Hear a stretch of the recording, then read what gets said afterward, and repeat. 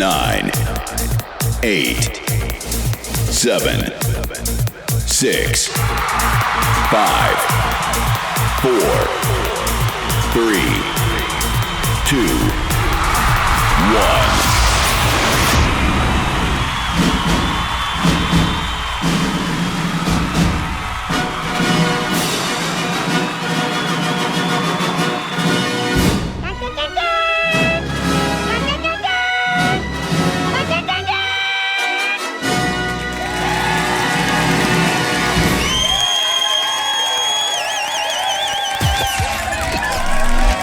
Justin Bieber. Yo, what up? This is Lunch Money Lewis. What's up? This is David Guetta. Hey guys, I'm Kygo.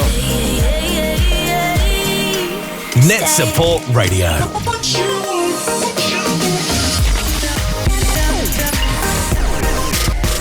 You're listening to Russell Prue. Hi guys, I'm Iggy Azalea and Charlie XCX.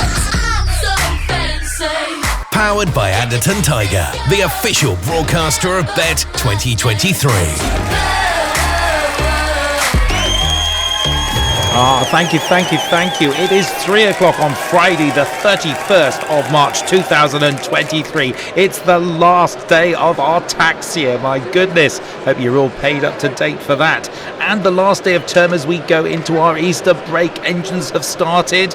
I bet the staff are already out of the car park. Bless you all. We can't leave here until at least 5 o'clock. That's when the show closes here for the last day of Bett. It's me, Russell Prue. We are live this afternoon from the world's biggest educational technology event here at London Docklands, the Excel Exhibition Theatre. My goodness, we've had lots of people through the doors today, and I have a cracking, nay, amazing show with you. Our top guest today is the fabulous Michael Rosen, who joins us later on. We've got Maria Wojciechowska-Caneda, we've got Ian Phillips, we've got Emma Hawker, we've got lots of young children, we've got Jane Basnett on the show, my goodness, Jeremy Waters, and more still. Let's start with our catch-up with the fabulous Al Kingsley. He is up first. Don't forget, you can contact me. I'd love to hear from you. Here is my text details. Drop us a text for a mention on the show. Contact the show right now. Just send a text message to 07 8600 26 400. NetSupport Radio, powered by Anderton Tiger, the official broadcaster of Bett 2023. Welcome to our Day 3 catch-up with the fantabulous Al Kingsley. Al is here. How's your Day 3 been? It's doing pretty well considering the achy feet and back and everything else, but it has been a nice, pleasant surprise for a Day 3, I think. It's been really good. What do you know today you didn't know yesterday? Ross, you hit me with a question like that. I think what I know, the biggest one is that actually the future of EdTech is secure, because I've spent the last hour and a half at Bett Futures hosting a session with lots of new early stage startups talking about the innovation that they're creating. Some are still on a journey, naturally, but it's great to see. And I've seen solutions to support with students with neurodiversity, well-being, acquisition of language skills, different approaches to phonics. There's such a diversity of ideas. It's great to see that, the future Bett halls and the future stands that we'll encounter, are really going to be responding to what we see as the real needs in our education system right now. Good. I'm not at all surprised you're hosting something else. I mean, you are out and about like you can't believe it. And there have been some really good seminars this year. Some cracking content. Honestly, I mean, every year we always say, one of the key drivers for coming to Bett is the professional development and the seminars. But there has been a real range. And what I think is really nice is they have really consciously curated to make sure we've got that real breadth and diversity of topics. Something for everyone, I guess, is the simple mantra on that one, isn't it, Russ? I believe you're absolutely right on that one as well. Stand-wise for you, professionally and for the company? The stand, I think we've got a good spot. I'm really pleased with the stand. Customers like the way we're trying to communicate and message really clearly what we're about. But most importantly of all, it's Day 3, so I get to just be a little bit soft and mushy and say how proud I am of my team. The team at NetSupport, it's a big family of which you are also part, Russ, as you know, and it's just been a lovely week of everybody working together, trying to make sure we can share the love, share our experiences and listen. And actually the listening skills, I think, are the thing that I really notice. Listen to our customers first and then talk afterwards. That's always a good rule as well. And you've produced some great video material this year. Groundbreaking. We've had the video producer Caitlin on it. Some amazing work. She has done some fantastic stuff. I'm also aware she's done some very late nights editing and rendering, so we've got a daily update. And honestly, I just look at them and I think that is... there's no direction from anybody else. She just gets it. She wants to capture the mood, the atmosphere, what we do. The fun that also is part of a trade show, the fun and the sharing. So been really, really proud of Caitlin's efforts. Yeah, and collectively across the team. We've got a new faces and they've all joined in the Bett experience. We've also had our friends at A&E who have, as always, been a great integral part of the stand through the week. And then I can't but not mention it, that you have been flat out meeting, challenging, supporting so many different people, and alongside that we've had today particularly lots of young people that you've been sharing your experiences with the radio stations and the craft that you go and take into schools to share and educate our learners. And it's been lovely once again to have you as that kind of anchor point on our stand, Russ. You're very kind. I think we produced some of the best radio here as well. Yesterday was a stonking show with some great expertise that I just did not expect from lots of contributors. And don't forget, you can catch all of that on netsupportsoftware.com/radio. Simply go there and listen to any of our shows again. And again, we've got an amazing show coming up later on in the next couple of hours. So amazing. I can't tell you, I will be pleased to pack this up. I really will be pleased. It's been exhausting, Al. I can see that, but as always, the consummate professional, it is like every show, it's tough, but it's nice when you realise that you really have achieved something, and as you said, we've got some great experiences to share. So head over to the radio show, and as always, huge thanks to you, Russell. You're very welcome. Thank you. We produced some great content. It's a privilege to be at the centre of that. Al Kingsley, thanks for joining us. You're listening to Russell Prue, broadcasting on the Anderton Tiger Radio Network.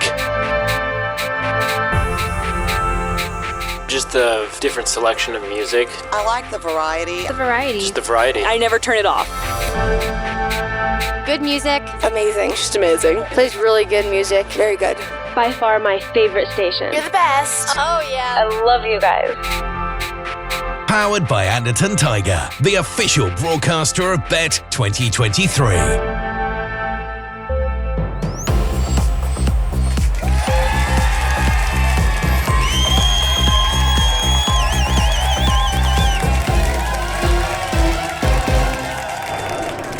Hello, my name is Sienna. Thanks for welcoming me on the show.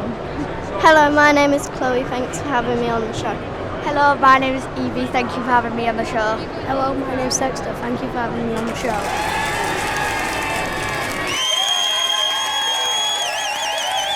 A big hello to the children from Galley Primary School. Good to have your company. Thank you so much indeed.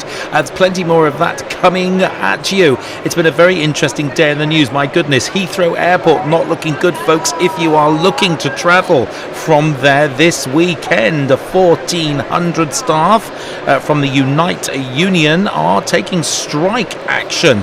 It's going to be tricky with that baggage check-in there, so our hearts and our thoughts, well, probably not in 100%, are with you all, trying to squeeze your holiday through the tiny portal that is Heathrow Airport, trying to get to your well-deserved destination. It's going to be a tricky journey for you as well. In other news, folks, Ed Sheeran wants to be on I'm a Celebrity, Get Me Out of Here. Wonders will never cease. Good luck with that, Ed.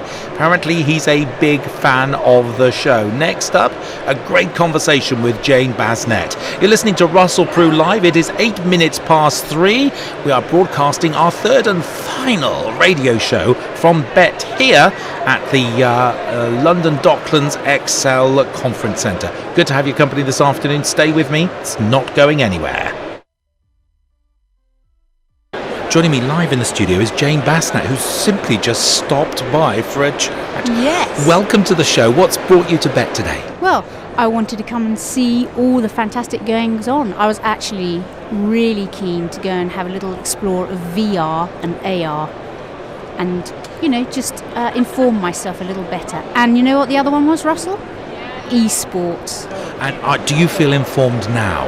Oh, I really do. I've learned a lot this morning.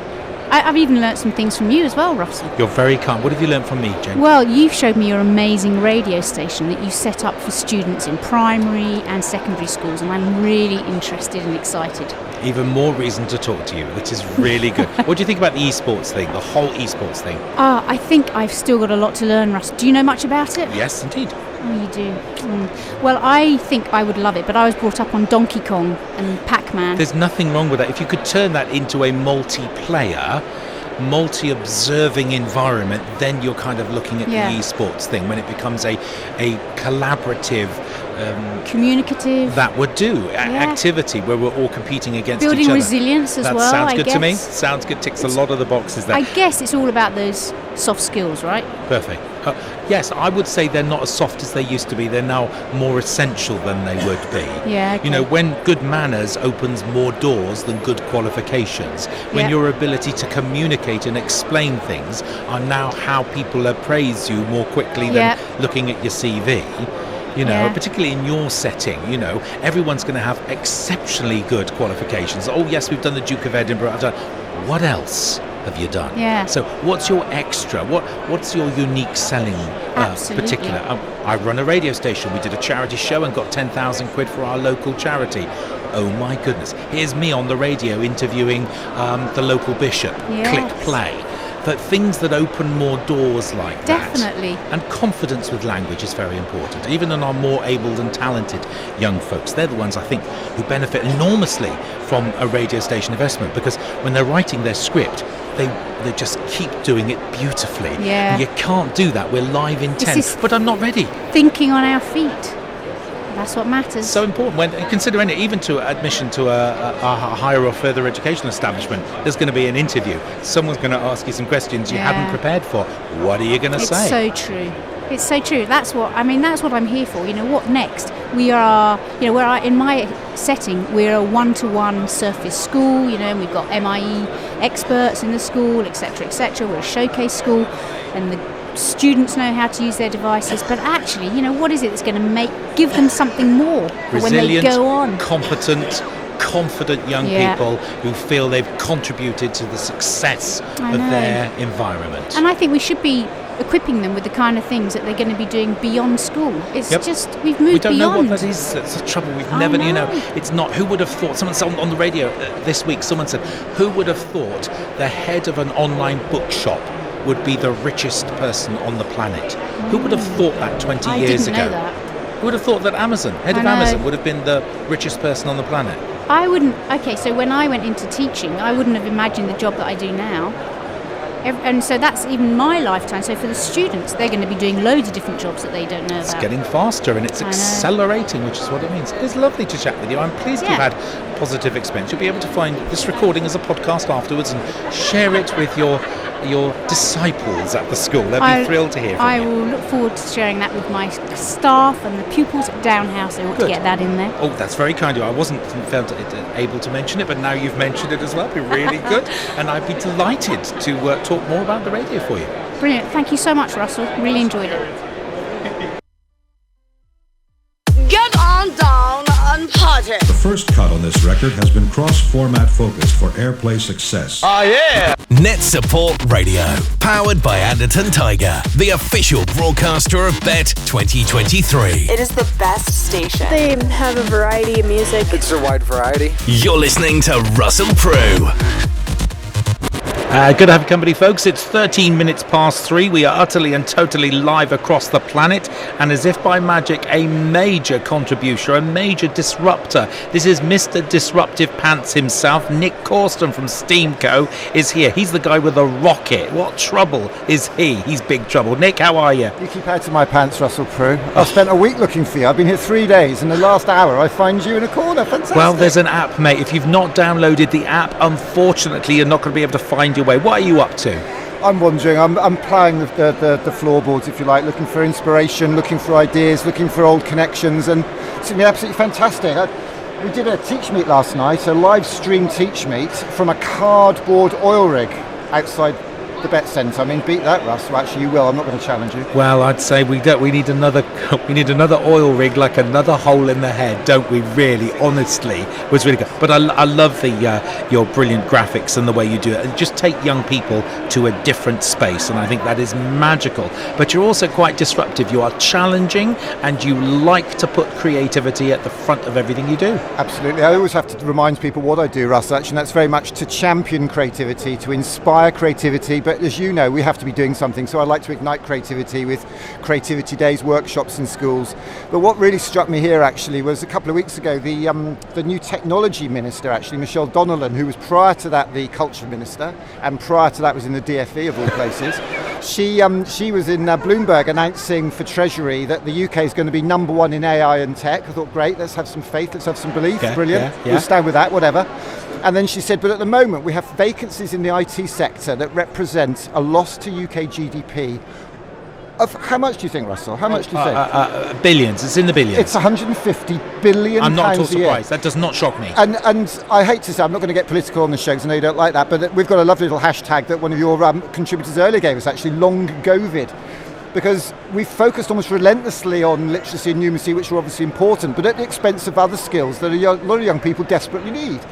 Tech literacy in its broadest sense, as well as coding and those things. And there aren't many jobs that won't require tech literacy in the future. I see you've got a couple of laptops down there, Russell. It even got you in the end, didn't it? Of course it did. They can't do virtual live broadcasting across the planet without those kind of literacies. But what worries me enormously is that other countries, other nations are doing it better than us. For example, Wales. You don't have to go too far. Whip across the bridge there, and they have adopted a new, completely creative curriculum. It's exciting, it's vibrant. They've put creativity at the start. The Arts Council are involved. Graham Donaldson's written a crackingly exciting new curriculum, and the schools are getting involved. They're not the richest of schools, but they're scraping money together to buy radio stations. I have 25 radio stations in Wales, and that has happened in the last 5 years because they're scrambling to get opportunities for creativity. It's quick, it's easy. You know how this kind of works for everyone. Everyone's got a face for radio. It just works, whatever. What are we doing here? Well, how long have you got? Not poetry. Very long for that one. I love the way. Let's talk more about your rockets. I love the way you get to schools with explosives and you set rockets off in the playground. How's that going? Well, I must admit, I don't like being put in a box called the Rocket Man box, so that's a banging tune. But no, for me, it's an engagement platform. It's a great way of inspiring kids, talking to them about aiming higher than high, what could be higher than a dynamite rocket, but it also gets the parents involved. And there's no happier moment in my working week when I let a dynamite rocket off and you've got the parents standing there, you've got carers, you've got the staff, you've got the children. And I always go up to, and they're all screaming and they just can't believe the buzz. And I always go up to the school leader and say, what do you think of that? And the really perfect answer is not, the kids enjoyed it, because no, Sherlock, really, the children are going to enjoy something like that. But the important thing for me is, did your colleagues enjoy it? Did it help? Did they get something from being off curriculum? Did your community enjoy it? Are those children going to talk about what they did at school with their families that evening? Because if we can build those bridges between school and home, I think we're making major inroads. And that's really what STEAMco's always been about. It's been about connecting kids with their art and our communities with our schools. And I think there'll be a lot of benefits, because if communities start understanding what goes on in our schools, start understanding the work of leaders and teachers in schools, there's going to be a much greater empathy there, which I think is going to play to everybody's favour. Amen. You're talking to the converted here. Now, folks want to connect with you, want to book you. They want you to bring a shed load of explosives. But I mean, you said people standing by, not to mention the health and safety officer, and of course, just an environmental service. I love it. It's so exciting. It's this level of disruption we need. Where can folks connect with you, Nick? Just check us out on STEAMco, #RocketKids23, #OurCreativity23. And I've got a massive announcement for you, Russell Prue, actually. I've just had a message this morning. Every year there's a festival in Brixton, in Brockwell Park, called the Brockwell Bounce. So they have a weekend festival for the public. Last year, Madness one weekend, and another weekend, another load of bands. And in the middle, the council insists that they run a community festival in the middle. We've just been only given the big top for the day. Wow, amazing. Big screen, 100 kilowatt PA, big sound system, light show, and I need to get people down there. So I think we'll have to work out a little creative competition. Congratulations. So thanks for your support, Russell. Always a pleasure. It's been a long time now, 8 years since Wellington College, I think. It's not a bad history, is it? My goodness. Thanks a lot. Great to talk to you. You're an amazing man doing great work. Nick Causton, ladies and gentlemen from STEAMco. What a dude and a half. Contact the show right now. Just send a text message to 07 8600 26 400.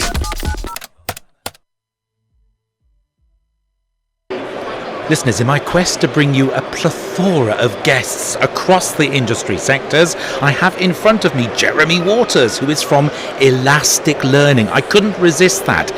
Elastik Learning.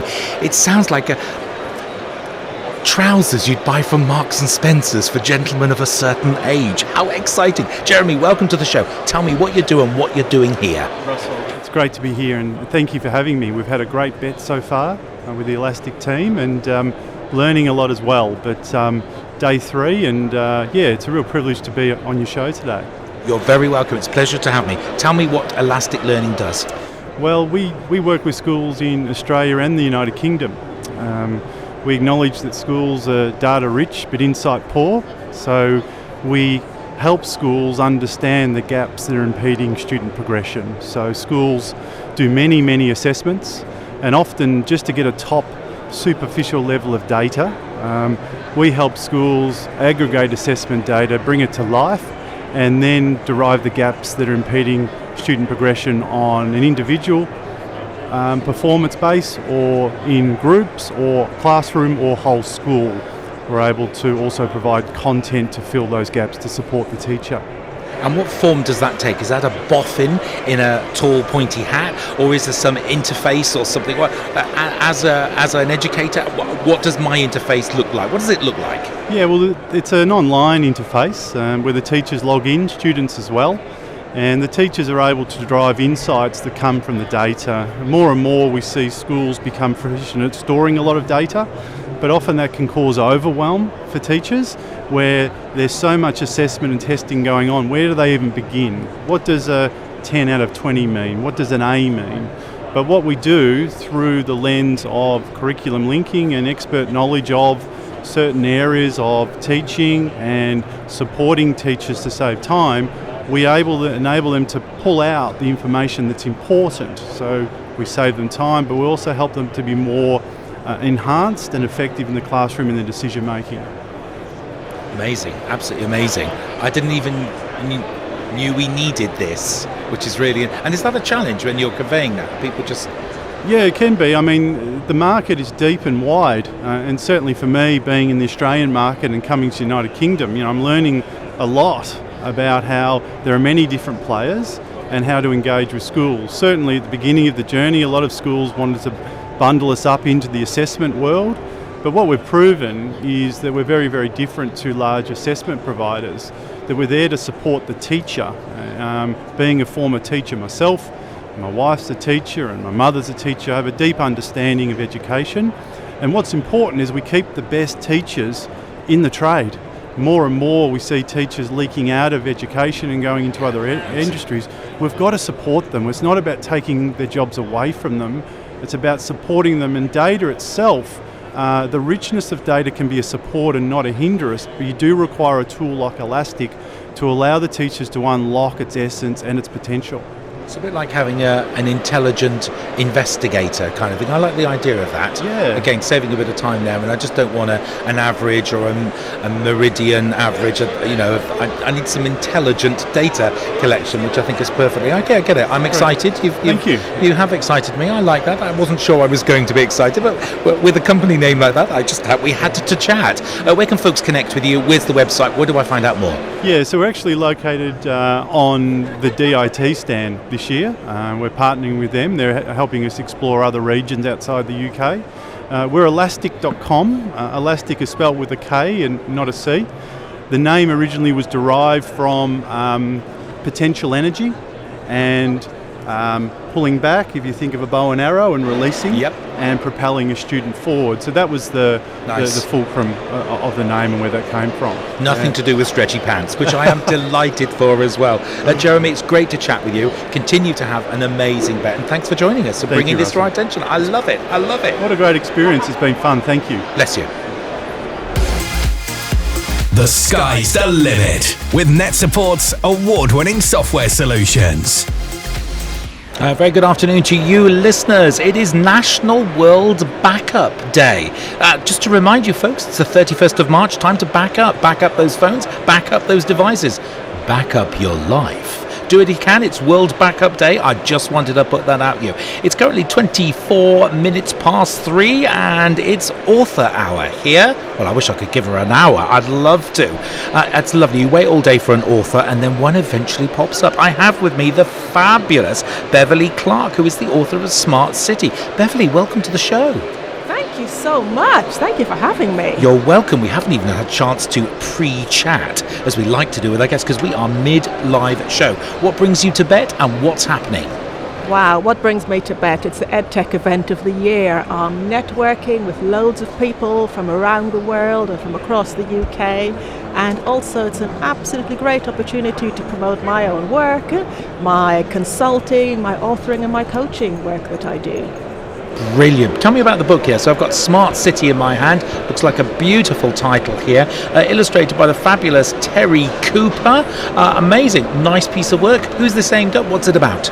Okay, so during the pandemic, I sat down and thought, there's a couple of things I've been hearing for many, many years, and it's that there aren't enough women in tech, and we know this to be true with the statistics, and also there aren't enough women from underrepresented groups. And I thought, I'm a leader in education. I fit these groups. I'm going to do something about this and I'm going to write for children. So I started writing. Thank you.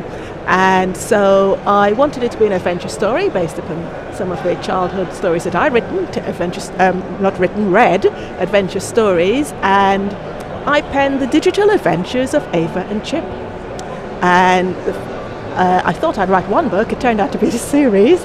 And book one is called Smart City. So Ava and Chip travel with their mom, so it's modeled upon myself, from where they live to a smart city. And they learn about data collection, how data's turned into information. They learn about cameras and sensors and algorithms. And they have conversations with their mom as they travel through the smart city.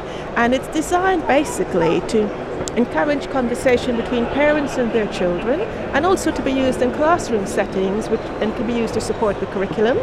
And it's this whole thing of fostering reading for pleasure, so that young people can start reading about technology for pleasure. Absolutely right. Michael Rosen is my next guest on the show, and he is saying exactly that. I met with him earlier this morning because he's currently on stage, and my last guest was telling me he's running late. Are you in trouble? I said no, I anticipated such things, and he's already in the can. But I can just preempt that for you. He is saying exactly the same, because I asked him what can we do as educators to encourage that reading for pleasure if it's not a reading household. I mean, colleagues can only do so much, but if it's not a reading household, we've got some extra barriers to get through. I'm just looking through the book here, which you very kindly let me have a look through, and you've got those key words beautifully emboldened in block text, so they stand out. So, sensors, what a lovely word there, and smart city and algorithm, these words, and smartphones, they jump off the page to you. So this is a very smart book. Oh, thank you very much. The thing is, we've got all of this technology around us. Book 2 is called Self-Driving Car. For example, in Oxfordshire, there is an autonomous bus stop. Autonomous vehicles are here. It isn't some distant technology, something for the future. It's right here, right now. And our young people need to understand and question what's happening. They need to start asking questions about bias and algorithms. They need to understand how tech is working for them. It isn't good enough to say tech is for someone else. All of us need to understand the impact of tech upon ourselves, our communities, and our societies. I love it. I absolutely love it. Thank you, Beverly. This is fantastic. It's lovely to meet you. Folks, Smart City, amongst the other publications published by Jelly Bean Books, available from Amazon. You're looking for Smart City, written by Beverly Clarke. Beverly, an amazing contribution to the well-being of young people. Spot on, beautifully done. Thanks for joining us today. Thank you so much for the interview. It's been great. Bless you. Have a lovely Easter break. If you're taking a break, don't go to Heathrow Airport. If you're flying, take a holiday. Take a staycation here, because it's chaos.com there. I will be staying in Wiltshire. Good for you. Where's my phone? That's a lovely. That's a high concentration of radio stations in Wiltshire schools. Very creative bunch there. The authority really did look after their primary schools. So there's lots of radio stations there as well. Thank you so much indeed for joining us. Good luck with the next project, and happy writing. Thank you very much. Have a great day. Thanks to everyone listening. Thank you. Brilliant there. Beverly Clarke, folks. I'll put details of her details on the website for you in just a moment. Don't go anywhere. More still to come. Bett 2023. Every song totally rocks. It's awesome. It's all about my kind of music. My kind of music. You're listening to Russell Prue, broadcasting on the Anderton Tiger Radio Network. Get on down and party. I don't understand what's going on here. The first cut on this record has been cross-format focused for airplay success. NetSupport Radio, powered by Anderton Tiger, the official broadcaster of Bett 2023. Lovely lady. Amazing contribution. I just love chatting with her. Just quite impromptu, and that's the beauty of Bett itself. It is 3:30, folks. Time to join Michael Rosen. Aren't we thrilled? NetSupport Radio, powered by Anderton Tiger, the official broadcaster of Bett 2023. Listeners, I'm thrilled, nay, super excited to be live with the fabulous, the national treasure that is Michael Rosen. Michael, welcome to the show. Well, thanks for having me. Yeah. Amazing. How are you? I'm good. COVID did knock out my left eye and my left ear and made my toes numb. But apart from that, the rest of me seems to be pretty good. You've continued writing, and you've written amazingly well since. We've had some great titles from you as well. What does the future hold generally for you? I know you're here to talk. You've got a keynote presentation that we're all really looking forward to. What can folks expect from you there? The future, blimey. Well, there's a couple of books coming out this year. There's a book about a bear, a little bear that's worried whether it's going to run out of dreams when it goes to sleep for hibernation. And then there's another story that's actually not by me. It's told by a dog, and it's a French dog, so it's called Gaston le Dog.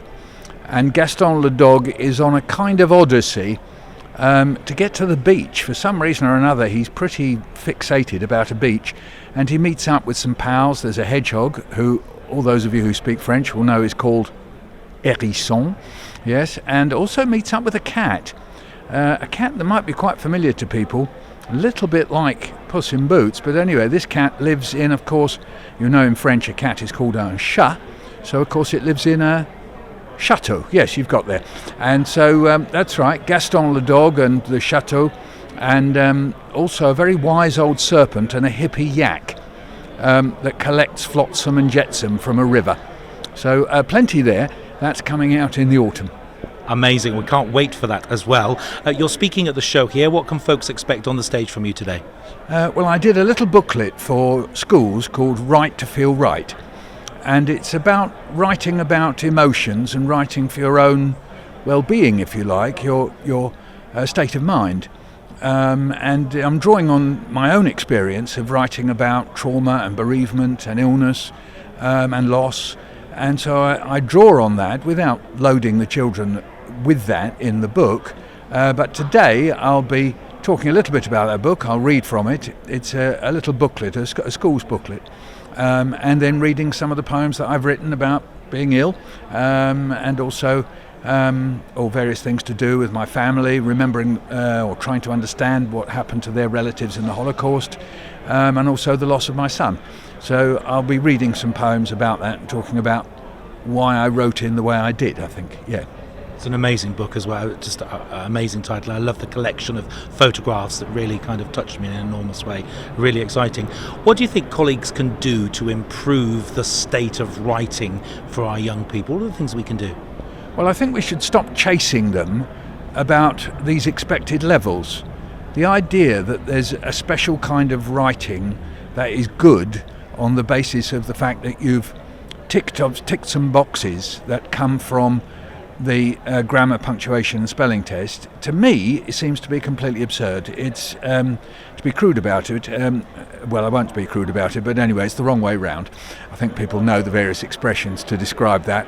And so I just think it's really absurd. I mean, I can remember going as a parent for open day with one of my children, and the teacher said they're very pleased with his writing because he's embedding his relative clauses and expanding his noun phrases.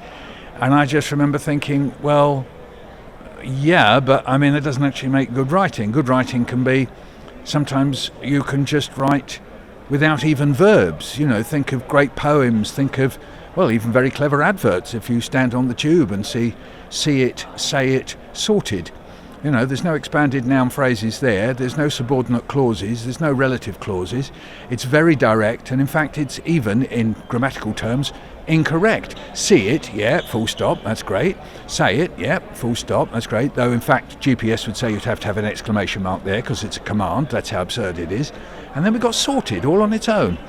Well, that's not a sentence, says GPS.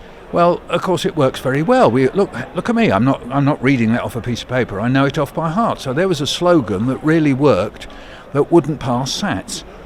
Well, what does that tell us? That tells us that writing for a purpose is much more important than thinking how it suits these formulaic writing by numbers principles. So I know it's very difficult for teachers. You've got to do it. You've got to make sure that the children are coached for SATs in effect.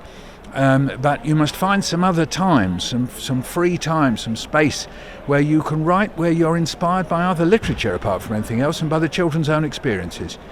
So the great thing about literature is it exposes us to the possibilities of different ways of writing. And different ways of writing remind us about our own experiences.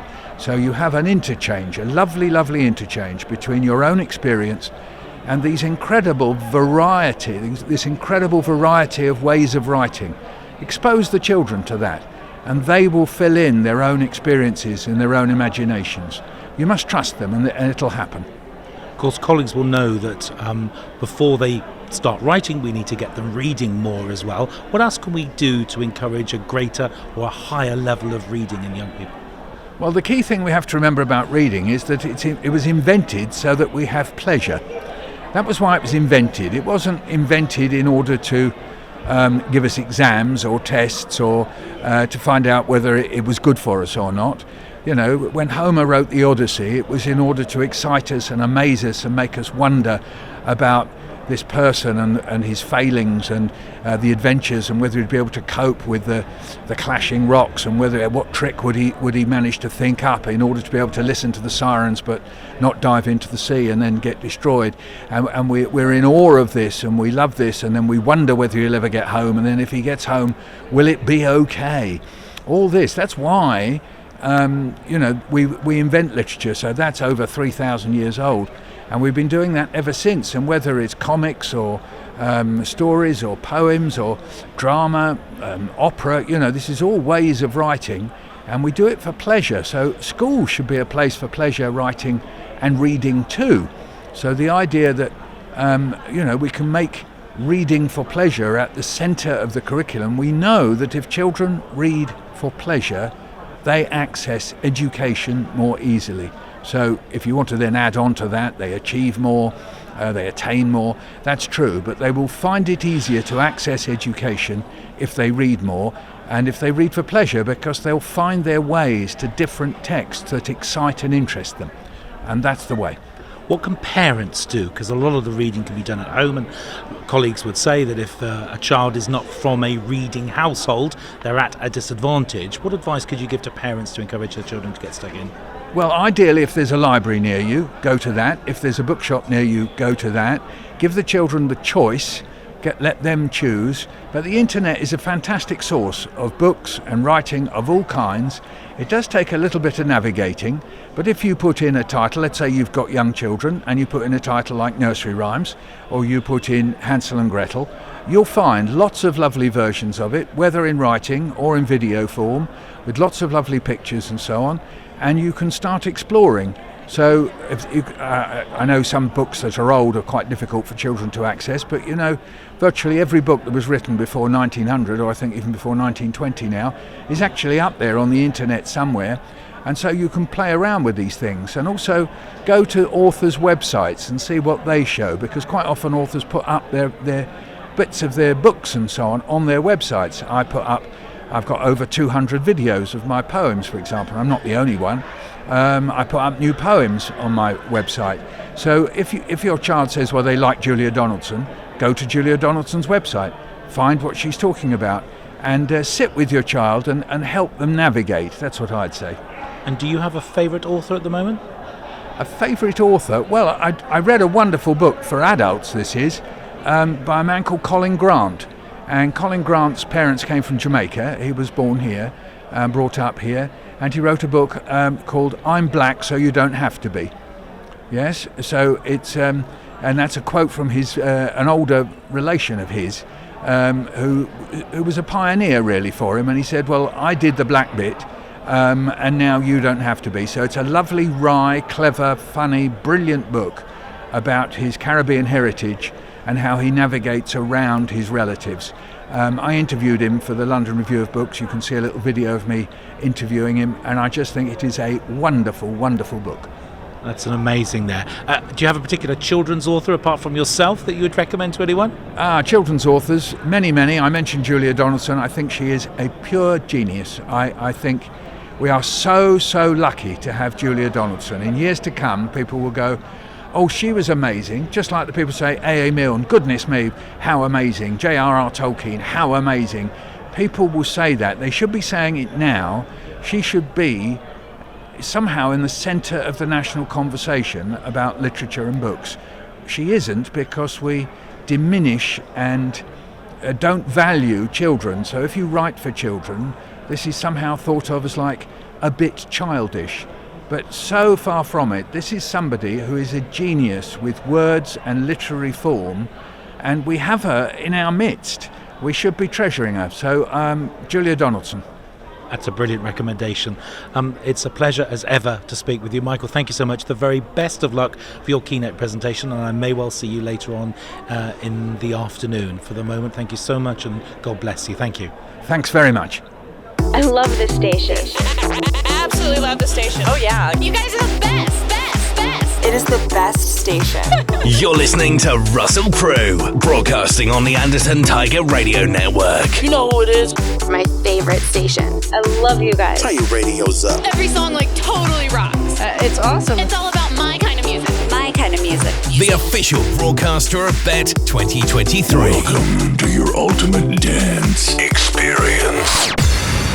So privileged to be able to catch up with the man himself. I met him years ago at a NATE conference. We had a short conversation, no chance to pick that up as well. Bless, he is still as sharp as a tack.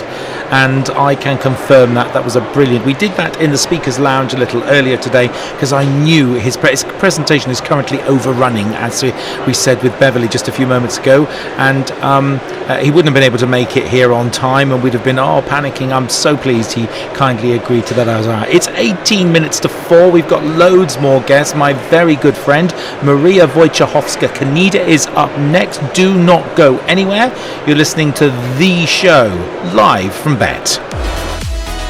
NetSupport Radio, powered by Anderton Tiger, the official broadcaster of Bett 2023. Listen, it's absolutely brilliant. I'm thrilled to introduce a cherished colleague, the amazing Maria Wojciechowska-Caneda, who is still my co-host on LearnRadio.net. We've presented hundreds of learning shows, from Crafty Cafe to a whole range of literacy book club shows during our various lockdowns in the pandemic. Maria, it's great you can join us over the line. You're not here at the show, you're in your London studio. What on earth have you been up to during the last year?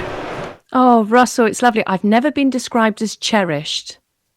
I'll cherish that. That's wonderful. Thank you so much. Oh, how wonderful. Oh, yes, I'm so sorry to miss the Bett show this year. I enjoyed it immensely last year. Made so many fabulous, wonderful connections and learnt so much. Yeah, no, I've been on my travels this week, so I'm back in my headquarters today, and just catching up on some admin. But no, I've been traveling around the northwest of England, Russell. It's been very exciting.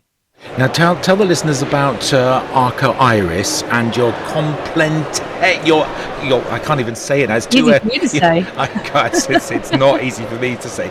Your photography scheme of work, which you've just been so successful with schools. It's about mindfulness. Let us in on that, can you?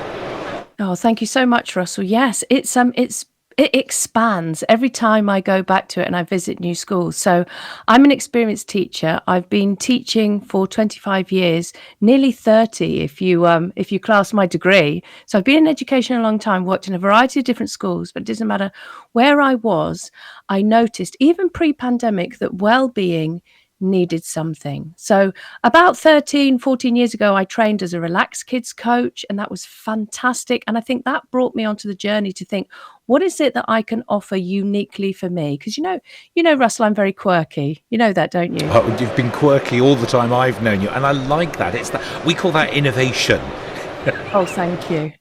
I shall start saying that more. I'm an innovator rather than quirky. Always. Well, I'm just following my passion now. So well-being is very important, and I do that through contemplative photography.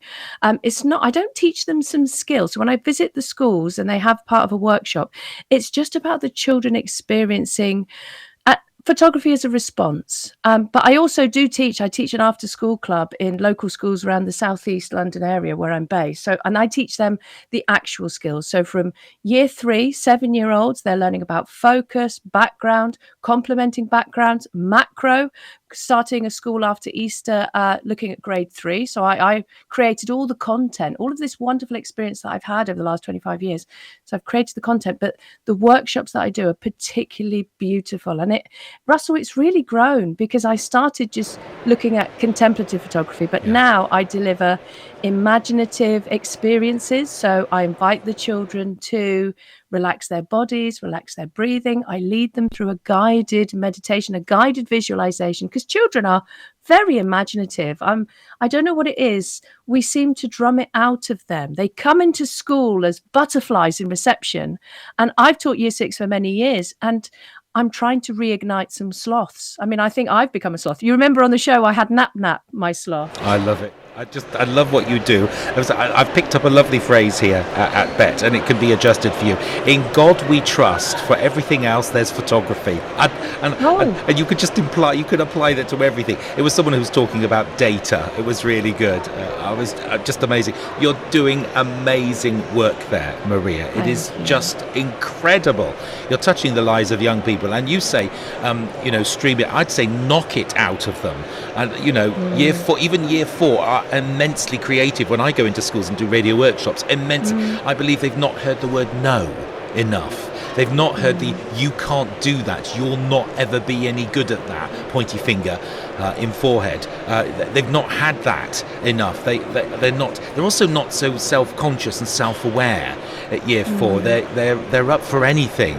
Tenacity levels are at their highest, and then gradually, as you say, as they go through the sausage machine that we call primary yes, indeed. primary care and primary education, it's knocked out of them. You are restoring some of that back, that creativity back into their lives. This is amazing, successful. And so where can folks connect with you, Maria? If they want to book you, if you're still available, where do folks find your work? Well, I'm taking bookings from September because I've only got a few dates left this year. I thought I'd just throw that out on a whim. No. You're kidding me. Oh, I know. I've been very grateful how the universe has provided such wonderful opportunities. I mean, I have a notice board that I'm looking at. When I first started last year, I had 1 or 2 bookings. Now I need a bigger notice board. Well, I love that. In God we trust, and photography is for everything else. Yes. You are so on the page. Bless you. I'm so grateful for all the opportunities that come to me, and I'm expanding. Not my waistline. I'm trying to keep that. When I say that, people know exactly what I mean. I go, yes, Russell. But my heart is expanding. I was in 4 schools for the last week. Oh, bless. Schools in Manchester. I travelled all the way up to Lancashire in Blackburn. I've never been treated so I mean, it was humbling from the site manager to, to your wonderful TAs. I always call TAs my right leg. Yeah. I mean, I could never function properly without them. Colleagues are just out there, and the children are so receptive and so open. And you're talking about, they don't know the word no. I always say to them, I wonder. So if they ask me something, they say, can I use this? I say, I wonder what you'll use with them. Can I take my shoes off? I say, I wonder if that's what you'll choose.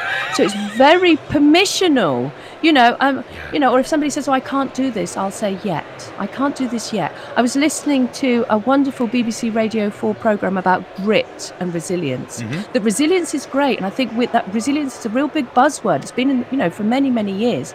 But I think grit, the failing, and then what do you do with that? And I'm certainly a big advocate of that. I must mention, I was listening to your show yesterday in a Sainsbury's car park. Other shops are available.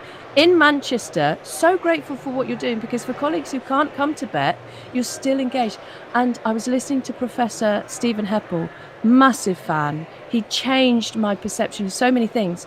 And he was talking about the golden generation of children. Yeah. Russell, I think colleagues, we are the golden generation of colleagues.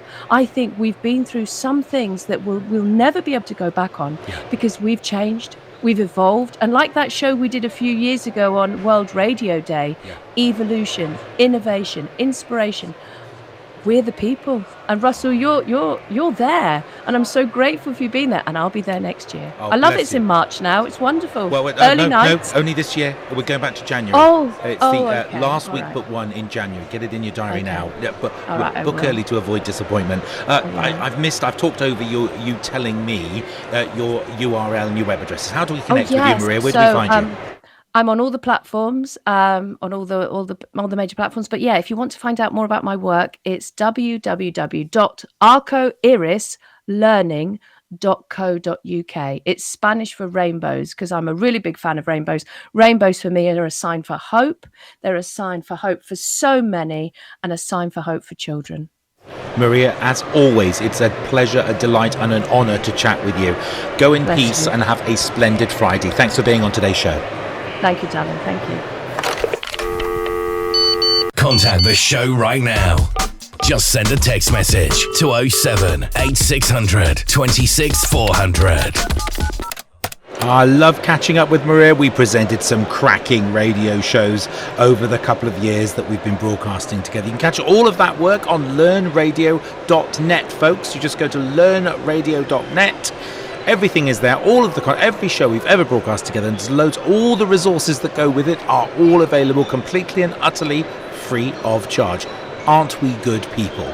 Talked about that last show yesterday, and of course all our shows are available on my page, on the NetSupport Radio page, and of course on andertontiger.com/radio. They will be there just as quickly as we can finish this show. Starting to quieten down in the halls now. A couple of presentations just on. The Kids Judge Bett has finished. I've not been told, so I didn't win. Sad.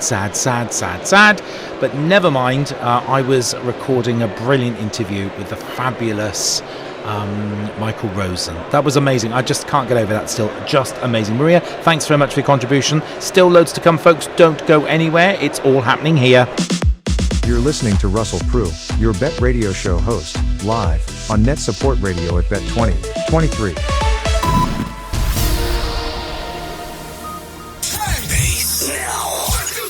Hear this. Get into school radio for less. The Anderton Tiger Hub. AndertonTiger.com/hub. Feel the power. Arco Iris Learning is a creative learning company especially for primary-aged children and primary colleagues. Contemplative photography uses imaginative mindfulness exercises as a stimulus, and then our learners create a photograph using the resources provided. The sessions are based on different themes, and we can create special bespoke sessions to match your curriculum. Primary colleagues looking to expand the theme of contemplative photography can also book our online or in-person CPD session. For more information, contact us via our website, arcoirislearning.co.uk.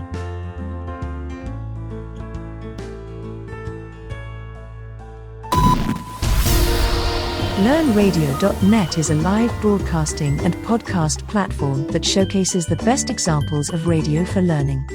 You'll find hundreds of pupil shows, our book club, Crafty Cafe and Russell's Radio Academy. LearnRadio.net, live radio for learning. Hello, it's John Bentley here, best known for the Gadget Show, and you're listening to me on LearnRadio.net. Listeners, my next guest live in the studio is Ian Phillips. He's from Inspir-Edu, and he's a digital strategist. I always wanted to meet one of those, honestly, Ian. What brings you to Bett this year? People. It's the relationships. And as you can probably hear, I've got a little bit of the Bett voice and the Friday Bett voice, and that's because I've done a lot of talking. I think I've used up all the words that I had for the next month in the last 3 days. But it's a really special place, and the people here are really special, and I think that's what brings me here. Brilliant. Now talk to me about the organisation and what's on your agenda at the moment. So I'm running Removing Digital Headache roundtables. And what I'm doing is I'm inviting people to come and share on a specific topic. For years, like 15 years, I've been running conferences where 40 different people come and they all speak about different things, and you manage it in the breakout groups. And I'm not sure what we ever achieved. We had a great time, everyone came. We did. Right? But now I'm having single conversations about one topic and then publishing the advice. And all of this is advice. So last night we had one on digital safeguarding and the implications for devices. And really we're talking about personalizing learning. How do we personalize learning and still keep everybody safe and keep their data safe? That's the question. And we had 90 minutes on this, and the wonderful young Al Kingsley chaired it for me. And we had a whole plethora of amazing people there. And you know, in 90 minutes, we couldn't come up with an answer, which, that's okay. But we've come up with a way that we can find an answer, and we'll continue the conversation now over the next few weeks. And then we'll publish some advice. And it won't be, this is what you'll do. What we'll do is we'll publish advice which will say, if you have headaches with digital safeguarding, here are some things that you could consider. Here are some processes that you should be thinking about. And that's all we can do is offer advice. And put it out as a draft and something that's in the public domain that everyone then can contribute to, and that way we'll iterate it, and hopefully it will improve and develop. Right, that's how the discussion starts. Ian, if folks want to connect with you and the strategy and activities that are going on, where can they go? LinkedIn or Twitter, I'm on both, Ian Phillips, and it's Inspir-Edu. I used to work at the Haberdashers School in Elstree, and so I've kept that Twitter handle rather than try and change it, so it's at Ian Habs, simples. Nothing wrong with that at all. Ian, it's been great to chat with you. Thank you so much for your contribution. Thanks, Russell. Great to speak to you. Contact the show right now. Just send a text message to 07 8600 26 400. Good to have your company, folks. It is 4 minutes to 4. Now, later on this evening on Channel 4, have to draw your attention to Joe Lycett. He's back. He is Mr. Disruptor, and he's got one of his usual chaotic, fabulous shows. 10 o'clock this evening, that's British summertime. Joe Lycett. It's the Joe Lycett Night, and you'll find that on Channel 4 this evening. What an amazing show. Really enjoying that. Thank you so much for your tweets as well. Amazing ICT. Lovely message from you. Thank you for that. I know Maria's listening. She's messaged me. Dave Whiley is also enjoying the day. Dave, you are up in just 13 minutes time. I'll be playing you live into the show. It's got lots of our guests. Clearly can't all be here at 3 o'clock and sit and wait around.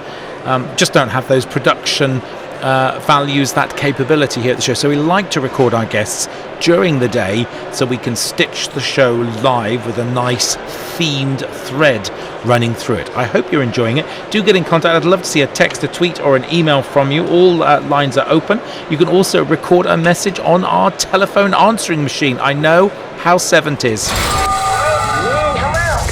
Our phone lines are now open. Call us now on our London studio number 0208 133 5170. Calls are charged at your standard rate. Calls from mobiles may cost more. Please dial carefully. Listeners, my next guest live in the studio is Emma Hawker. She is the Impact and Training Manager for Governors for Schools, and as an ex-governor myself, I was very pleased to welcome her to the studio. Emma, welcome to the studio. Oh, thank you so much. It's really fantastic to be here and lovely to see lots of really interesting people around and kind of enjoying the Bett show. So brilliant. What are you here for? So I would really love to share with everyone a little bit about school governance. So as you said, I'm from Governors for Schools, and we're an education charity that helps to match up volunteers who are interested in school governance with schools who really need their skills. So we're very proud to do that. We've been doing that for a long time now, more than 20 years, and we're very proud of the bespoke matching system that we have. So we really listen to what schools need from their volunteers. We really listen to our volunteers and the skills that they've got to bring and maybe what they're looking to learn as well. And then we try and find the right match so that everyone's happy. Is there a national shortage of governors? There are lots and lots and lots of schools who really, really need school governors. Yeah. And it can really vary, I'd say, particularly in those areas that are struggling a little bit more. In rural areas, they especially struggle for governors, but everywhere really, everyone's kind of always looking for people with the right skills. I was going to ask, what's the barrier? What's the main barrier? Is it time, commitment, fear? What's the main barrier for folk to get involved in? Do you know, I think it's a little bit of both, and also a little bit of not quite understanding what the role is all about. I know there are lots of people who think, well, I don't have any children, I can't be a school governor. I would like to dispel that myth. You do not have to have children in school to be a school governor. We've got lots and lots of volunteers who don't have children, they just want to give something back to their school community, and so that's what they do. Well said. Just really, really good. And it's not just about cold tea and soggy biscuits. There's a whole lot more. It was an amazing experience. I love it. I really appreciate the way that you said learning, because I think it is a two-way learning road as well. You can develop yourself, and again, it's a community-spirited activity, isn't it? Fantastic, absolutely. I think there's so much that volunteers can get from giving. Obviously, you get that lovely feeling of having done something good for the young people and their families in your area, but it's an absolutely fantastic way to kind of upskill yourself as well. So, for example, I have had the opportunity through governance to chair meetings and kind of learn some of the new skills that come along with all of that, and it's not an opportunity that I would have naturally had through the workplace. So I really like that I've been able to learn something new, and the next time I might go for a promotion or another role, I've got that I can bring in. So actually, I've got this experience. And would you use that on your CV? I definitely would. I think it's a really fantastic skill to have on your CV. There are so many things that you learn through governance. So all those kind of chairing skills, keeping people on board, that real high-level strategic directional thinking, problem-solving, lots of really fantastic stuff that you can learn through governance. And different specific committee access, so you could get yourself onto a particular type of, if facilities, if building, or finance was particularly your expertise, you could, use that. If health and well-being was an activity you were particularly interested in, you get yourself on those subcommittees. I guess now that would add enormous value to your CV. Absolutely. So you've hit the nail on the head there, I think, Russell. There's so many different ways that you can bring those skills to governance. So we do often try and work with organisations, with people who can bring in finance skills, maybe HR, legal skills, all sorts of things, because actually that governing board needs a whole diverse range of views and skills and perspectives to give kind of the best that they can for that school community. Brilliant. If you've collected all your resources, where can folks go to meet with governors for schools? You've got a website, where should we go? We do have a website, so governorsforschools.org.uk, so it's governors for the word for, FOR, so governorsforschools.org.uk. There's lots of information there about the role, what it involves, what it's like, how you can apply. There's also a whole range of training materials that we provide to help people get going once they're in that role. So there's lots of people thinking, I want to give back, I'm not too sure about all of this. They can find lots of information on what the role means, the time it might take to commit, the kind of skills that we're looking for, what they can learn from it, and also the kind of support to help them get up and running. And there's no better time to think about that than this year's Coronation Day, folks. This is a perfect day to push yourself forward, volunteering, giving back to the community. It can't all be done on one day, of course, but you could certainly make a job of going to the website on this day and putting yourself forward for someone registered. So do you hold a registration? Do you hold a register for folks, or do you actively get involved, like kind of hooking people up with the right thing, or is it just resources on the site? You actively get involved in that? We do. So we offer a bespoke matching service. So we ask our schools to fill out an application telling us what they're looking for from the volunteer. We ask our volunteers to fill in an application, just gives us a better idea of their skills and what kind of school they're looking for, and then someone goes through all of that information, reads personal statements and works out what we think the best fit might be. Love it. We work with the volunteer all the way through to make sure that they're happy with everything. We make some suggestions when we think we've got to the right place. We connect the school with the volunteer, and there's still no pressure. It's kind of have a conversation, see if it's the right kind of fit, and then once everyone's happy, we say, okay, now you're in the role, this is what else we can give you to support you, get you going, help you be effective from day one. It's like dating for governors or even a recruitment agency. I love it. Fantastic. Congratulations. Hope you get an influx of visitors. Folks, there's a national shortage. Get yourselves over to the website and register. Emma, thanks for joining us. Thank you. NetSupport Radio, powered by Anderton Tiger, the official broadcaster of Bett 2023. I love catching up with good old friends, and he won't mind me saying it. It is the fabulous Dr. Dave Whiley, and we do still exchange Christmas cards, folks. Oh, yes. Dave, welcome to the show. How has your Bett been this year? My pleasure. Well, it's been great. This is my first Bett return after the pandemic. Isn't it wonderful to be able to network with people? Because, you know, the Bett show is, yes, it's about seeing the exhibits, but it's about meeting people. And we've missed that, I think. And, you know, meeting with the likes of your good self, but also, you know, all of friends and colleagues, and meeting new people, new contacts. I particularly like the startup area for the new companies. Okay. Walking around there to see what the up and coming things are, and of course, you know, I am old enough to remember when the likes of Nancy and David started Smart, and they were in the Smart Up area, and now of course Smart are one of the headline sponsors. So it's great to see what's up and coming, and to meet up with a lot of the non-UK based companies.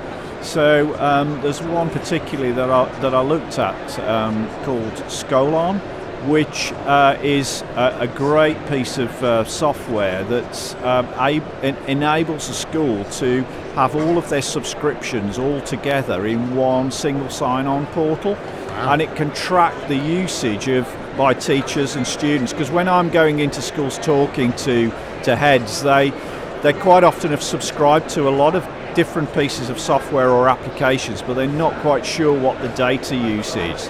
And I think that's one of the things I've observed, Russell, is that this year a lot of companies are focusing on what data they can generate for school leaders and for their users. So as well as the functionality of the nice stuff that they're doing, it's also about providing, I suppose, what you'd call business intelligence for those school leaders to make sure they're getting the best out of it, really. Yes. I had Dr. Gupta on the show yesterday, and he was from India, and he was a research, and he was saying, in God we trust, but for everything else there's data.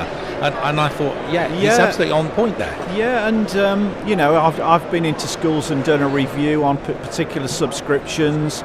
And particularly in this day and age where schools are counting their money and their budget, aware of their budgets, they need to get value out of that. So I particularly like that one application. Nice. And then flipping completely to the other end of it, I'm really interested in engineering and technology, and with my alter ego, which we said we wouldn't talk about, which is into the classic cars, I realise how much the industry out there is reliant on computer controlled technologies.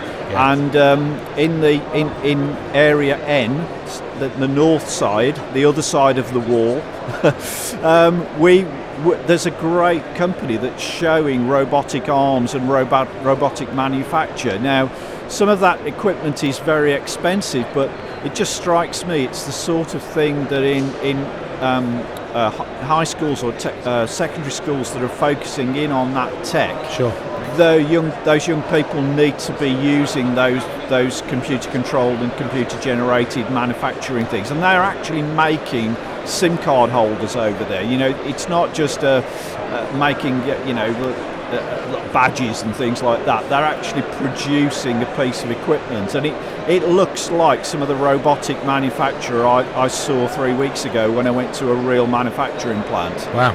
I was a bit shocked by the transition.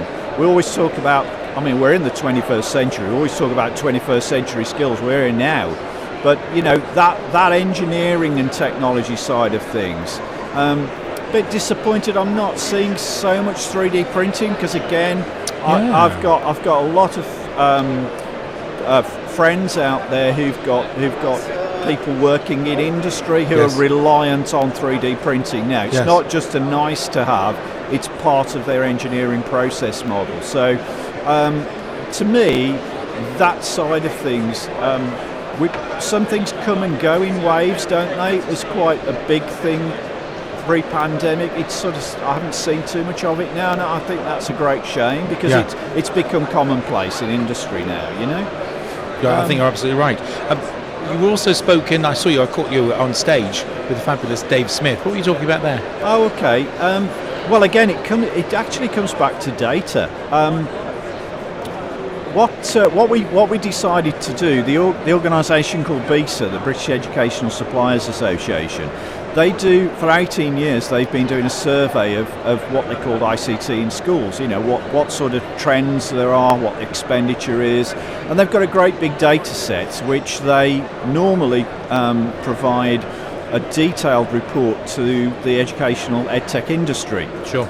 And being a former head teacher myself, and trustee and governor, I come back to this value for money thing, and having been ahead and sat in that chair, it's quite a lonely place, really. And when you're being asked by, let's say, your tech support to spend, a large quantity of money on refreshing Wi-Fi or refreshing, your flat panels or your laptops for students, you need to know whether others are doing the same thing.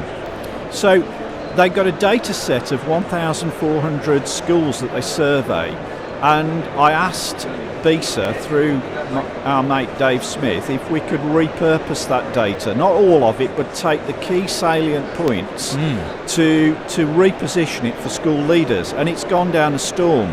So it's one of the things is showing the trends that.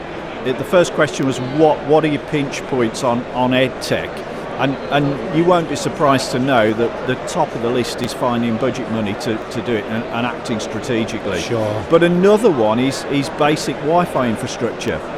So my other great friend and colleague Gavin Hawkins, we put together our reconstituted Maslow's hierarchy of need but we changed it for EdTech.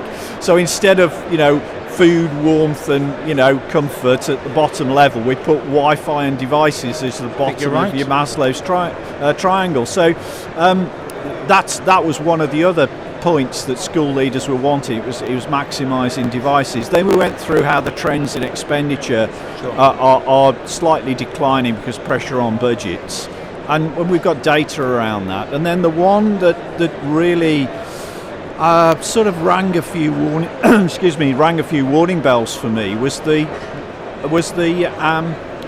internet access in classrooms in both primary and secondary. Now, when we asked in the leadership arena what people thought, I could see people's brains whirring, thinking, it's going to be 100% access across all classrooms. It's not. And it's not. No. So it was, that report was to try and highlight to school leaders and to the industry what the trends are and give them a context. Along with each of those aspects, what we did was a series of checklists for school leaders and governors to ask their own questions to reflect against that data. So, are your priorities the same as the rest of the 1,400 cohort? and that's for them to decide, isn't it? You see, they've got a benchmark, if you like, now to ask those questions again. And right at the end, we put a quick audit tool. So it's gone down really well. And David has been talking to people from other countries who've seen it, and they are really interested. So I think we've hit a chord there. Yes, probably. We'd like to do it again next year, and we've been given some interesting feedback on different questions to ask. Good. So it's very much trying to keep people grounded in what's the reality out there, and I think working with a school on the demonstrator program, I realised that not all schools are like the ones that come to Bett. The ones that come to Bett are the ones that understand EdTech. Well, it's interesting. You could say they're in the first side of the Venn diagram, aren't they? You could say that by definition. Yes. And there are a lot of schools out there that are struggling with it for whatever reason, and this was to try and help those. And we're going to try and get it out to the professional association. Good. So it's not just the usual EdTech audience. Good. So it's great. Amazing. Dave, it's great chatting with you. You're just a font of information still. Oh, we try, Russell. It's really good. Thanks so much for coming along. Great to chat with you. Thank you, Russell. NetSupport Radio, powered by Anderton Tiger, the official broadcaster of Bett 2023. Listeners, I've just been reminded that we go back a very long way from my next guest, and we have shared values. I love that in a guest. It's Myles Pilling. I come to Bett to check my special educational additional needs compass with this guru. He's the go-to man, and it's nice to know what he knows now that he didn't know last year. Myles, welcome to the show. How the devil are you? Very, very well, thank you. God willing, still on the planet to make a difference, and still doing what I can. I'm 71 this year. Oh, so, bless you! Don't look a day over 70. That's amazing. Oh, no, seriously, you look brilliant. Oh, I hope I look that good at that age. Bless you. You're doing some whatever cream you're using. I need to get some. What have you been up to since we last spoke? Well, loads of things. But the most important thing I think that I want to tell you about is an exciting project, because in the last decade or two we've had this position of going back into the 19th century and probably the Stone Age with this emphasis on writing. My goal is assistive technology. But I'm pleased to announce that we are about to produce 3 films for schools to use in their staff meetings, in their inset days, in their assemblies, because we have spoken to in excess of 20 pupils, and it's their voice about what assistive technology means to them. And do you know what they are telling us? It's changed their lives completely. And we're not talking about really expensive stuff, we're talking about what they've got already. So we want these 3 films to impact the teaching population. I have a massive goal to reach 22,412 schools in the UK with this. We're giving it away for free. And sorry, it's a plug, but I'll tell you this. No problem. You can look at the teaser to get a quality of what this is. It's a 2-minute teaser, and you'll see it's really powerful. So if you want to impact your staff, if you're a Senko, whatever, but that's not it. I see a coming together of different groups all at the same time. NASON, Microlink, and the DFE are doing training for assistive technology for free for schools till August. Go and get it. It's online stuff. I know. But that's the way it works. I think schools are hungry for something like that, Myles. Hungry as can be. Not only that, Julia Kluter and myself, Julius from Scanning Pens, we have produced for NASON a mini guide on assistive technology, which can be used in any school or setting.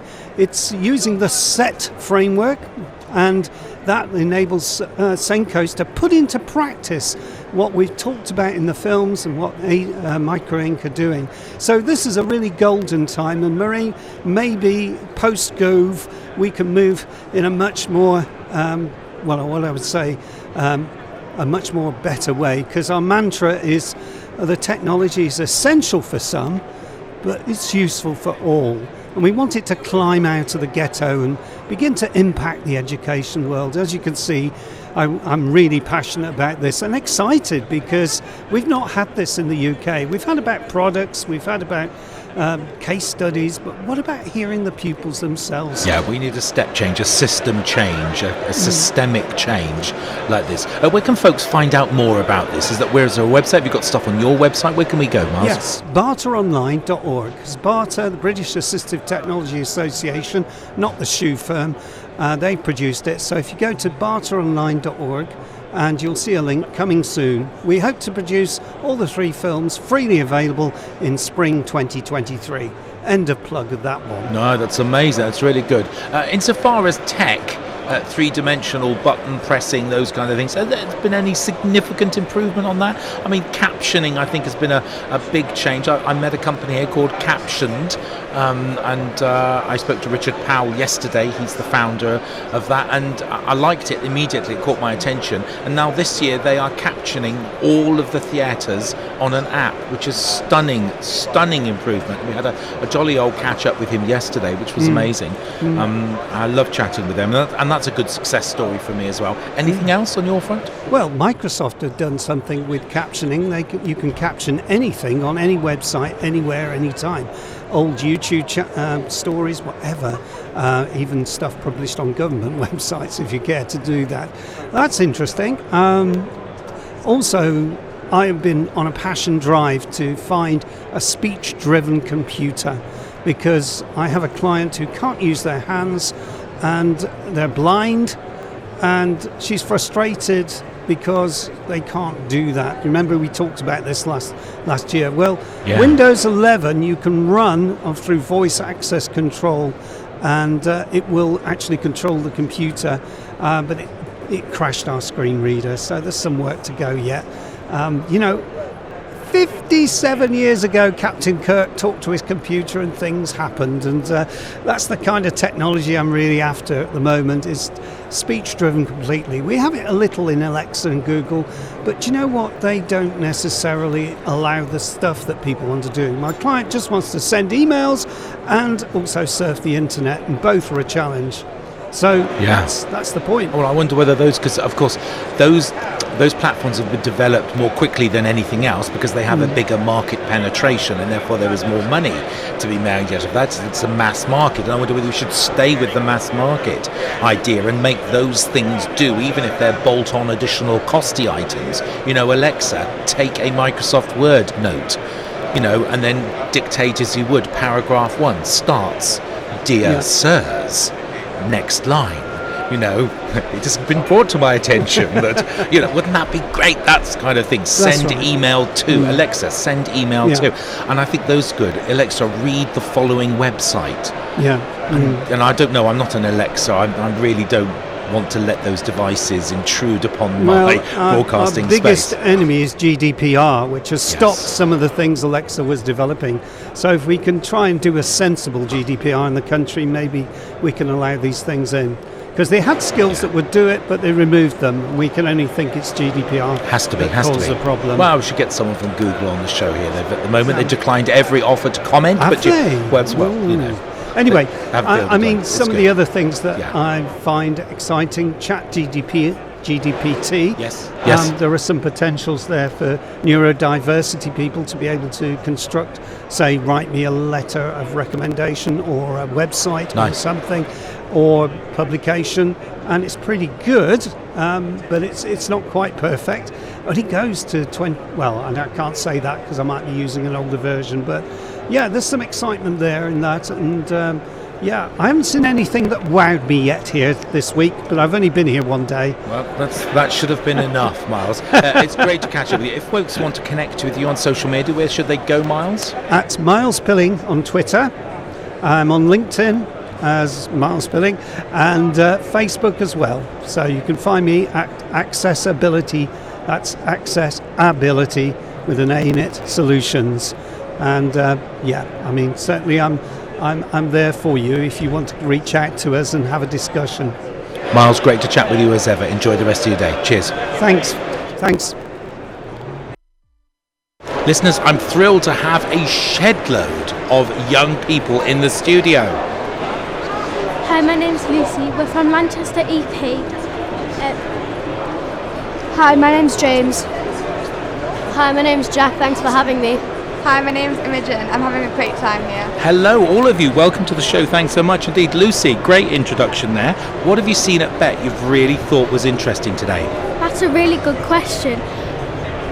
Here at Bett, I've had a really good time, and the most amazing thing I've seen is a robotic dog. How about you, James? Thanks, Lucy. I've seen there's quite a few of them at Bett, but I've seen these racing games where the seat moves with you. At Bett, I found that a robot that follows you to be really cool. What about you, Imogen? Well, I saw an iSports Hall where you can play games even inside. Wow, that's amazing. You've seen so much and you've only been here in such a short space of time. Have you enjoyed your trip? If I come to you, James, to start with, so what part of the whole exhibition have you enjoyed the most? Probably all the fun games we've been able to play and all the cool, amazing things we've seen. It's amazing. Good question. What about you, Lucy? Oh, well done. Oh, he's hosting already. I love it. Very talented. I'm not even needed here, folks. I've really enjoyed being here at Bett, and my favourite bit is probably experiencing loads of the games and seeing lots of ideas. Bett's great, and I love the hospitality of all the people here.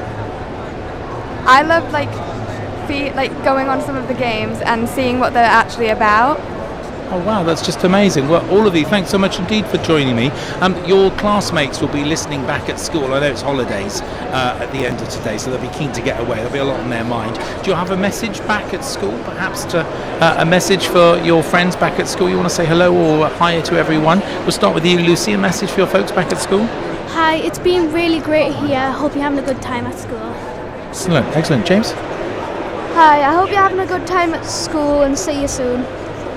Hi, I hope you're having fun, because we certainly are. Hi guys, I hope you're having lots of fun in school. Brilliant. We've been chatting this afternoon to Lucy, James, Jack and Imogen from Lanchester EP School. Good to see you. Thanks for coming down. And that's what I like to call. What's up, y'all? I'm Beyonce. What's up? This is Adam from Maroon 5. This is Kings of Leon. You ready? NetSupport Radio. Right now. Listen to me now.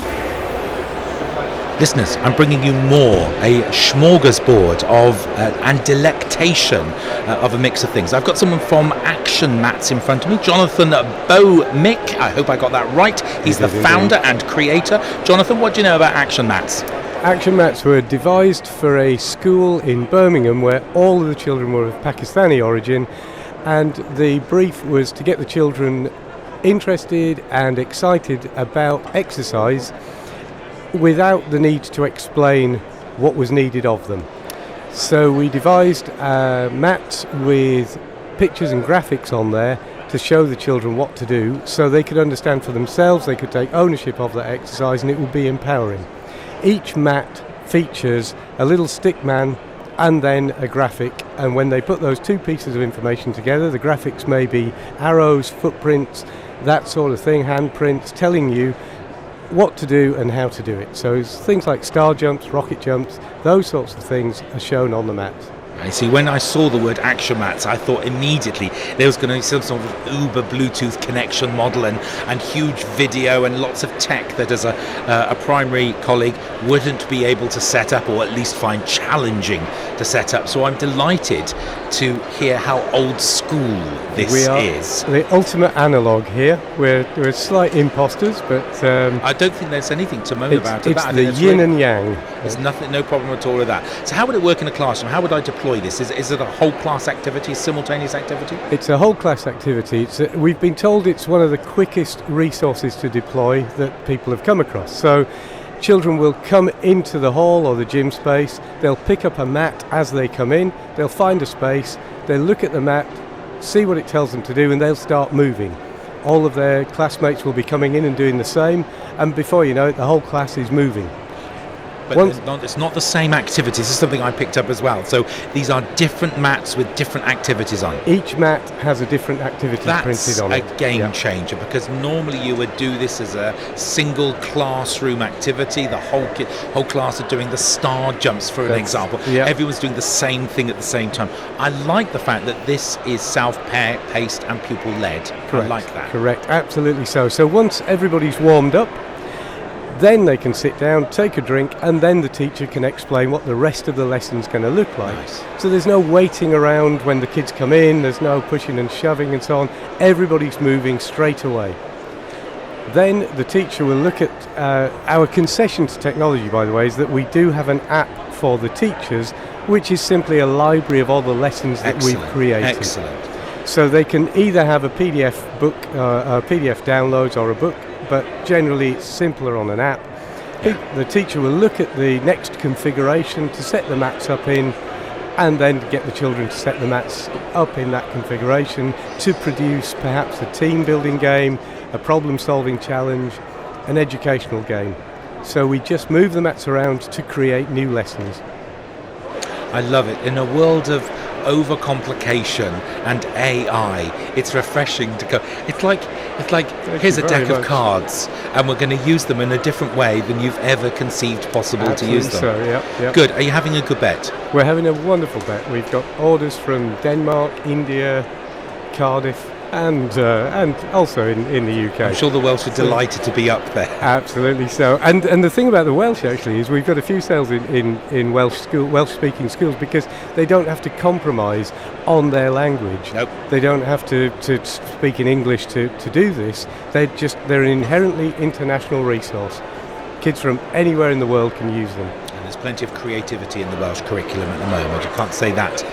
There is indeed. There's a big emphasis on health and well-being. Indeed, there is. That's Graham Donaldson for you as well. Jonathan, it's been great to speak with you. That's an amazing product. Where can folks go if they're listening to this online? We are at stand. Oh, sorry. Oh, if no, they're online. No, sorry. Do the physical as well. Yep. Although this won't go out till 3 o'clock, so it'll be a tad late for folk to make a beeline for the show. You'd have to be local. But it's simply www.actionmats.co.uk. It's as simple as the product itself, and I like that. Jonathan, great to chat with you. Wonderful. Thank you for the time. And that's what I like to call. What's up, y'all? I'm Beyonce. What's up? This is Adam from Maroon 5. This is Kings of Leon. NetSupport Radio. Right now. Listen to me now. Listeners, my next guest is Mark Solomons, who's the CEO of Wellbee. I can imagine what you do, Mark, but let me know about the company. What's up? Yeah, so we focus exclusively on the well-being of staff, and we help school leaders to more systematically focus on it, measure it and improve it.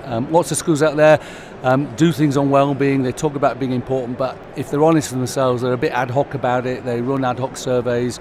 Our stand here talks about cakes and yoga, actually culture cakes and yoga, and a lot of schools focus on that cakes and yoga piece, the staff activities. We're very much around culture. Nothing wrong with cakes and staff activities, but if they're what your strategy is based on or all you do, then you probably have a problem. So we're all about how do you build foundations, a bit like a house, and get those well-being foundations right. You've mentioned cake and yoga, two of my most favourite things. No, I'm on the page now, absolutely with you. What does it look like from a school's perspective? Is it a portal? Is it a box? Is it a collection? What is it? So it's a digital product. You have a dashboard. So if you're a trust, you've got your own dashboard. Every individual school within that trust would have the dashboard. If you're an individual school, you've got your own dashboard. Very easy to use, very intuitive. We're multi-award winning. We get fantastic feedback because we can't do it for you. Nobody can delegate the improvement of well-being. It has to be led by those leaders, but we can certainly make it as easy as possible for you. And we talk about ourselves as not a survey company, which people find interesting because, of course, we run a survey and it starts with a survey and it's an evidence-built survey. It's independently evaluated for its psychometric qualities. It's recognising the DFE Education New Staff Wellbeing Charter. It's not ours. It comes from the Health and Safety Executive and looks at their management standards, so you can be absolutely confident in what it delivers for you. And we benchmark and create your baseline so you know exactly where you are. But the biggest difference for us over a survey company, and why I say we're not, is we filter your results to a granular level so you know who's doing well and who you can celebrate and share practice with, and we often forget about that, and who perhaps needs your biggest support. And we don't just give you loads of data, though. For those of you who love data, there's plenty of it. We actually suggest and recommend actions that you can take. So we make it as easy as it possibly can to do that. And the final bit we do is because we recognise that you also want to help people take responsibility for their own well-being, as well as help leaders in your setting build wellbeing to culture, we've built a 100+ resource toolkit of interactive training, of bite-sized learning that people can kind of tap into. So that helps with implementation. So for us, it's the magic happens after the survey. So if all you want is a survey, we're probably not right for you. If you want something that actually will help you improve well-being in your multi-academy trust, your setting, and in an evidence-proven and systematic way, and one that you can track and know the impact of your actions, then we just might be the right solution for you. I'd say the survey is absolutely essential. I mean, Ofsted will ask you, what have you spent your money on? Have you got value for money? I mean, you can't measure that if you haven't got a survey. So I'd say that was an essential tool in the kit there. Fascinating. I don't know anything like this available in the market, so congratulations for bringing something innovative. The timing is absolutely spot on. It's essential that folks can track, measure and improve well-being of our staff. It is absolutely essential. Mark, thanks for joining us. Oh, just before I go, where do folks click and find you? So there's a couple of things. So wellbee.co.uk is our website. The other thing we're doing for those people who want to have a little taste of us as well, particularly around the toolkit, we built this fantastic resource set, and we are also giving away half of that to every educator in the country for free, teacher, support staff, leader, because whilst we want to sell to all schools, sometimes getting through the school and the procurement process can take a bit of time, and clearly we're in crisis in this country in many ways, so every bit of help we can give, some fantastic resources. I am biased, but actually we found someone who's a whiz with the tech, who up until 2 years ago was a primary school head teacher. So he's built our toolkit with content that I've shared, and other experts like Kelly Hannigan that you'll know from Mindworks Matters. So there's something for everybody there. So come and join us, and help yourself and help your staff. And I'd love to have some conversations. Perfect. I'm delighted you got Kelly involved as well. Mark, thanks for joining us. Good to hear from you. No, thank you very much. Good to be here. Well, it's 26 minutes to 5, folks, and that is amazing. Elvis Presley, the man himself. Have a lovely Easter break, and we'll catch you again soon.